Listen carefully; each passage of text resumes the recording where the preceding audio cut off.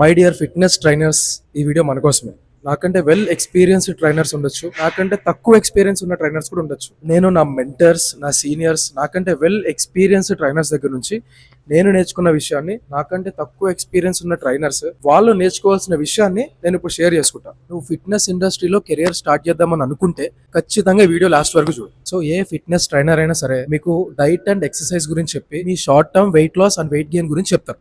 But ఒక skilled and passionate coach మాత్రం వాడి క్లయింట్ ని లేదా పీపుల్ ని ఎట్లా తయారు చేస్తాడంటే, ఆ క్లయింట్ అనేవాడు, ఆ పర్సన్ అనేవాడు ఫిట్నెస్ తో లవ్ లో పడేలా చేస్తాడు. To get some one fall in love with fitness. So ఇంకా క్లియర్ గా చెప్తా విను.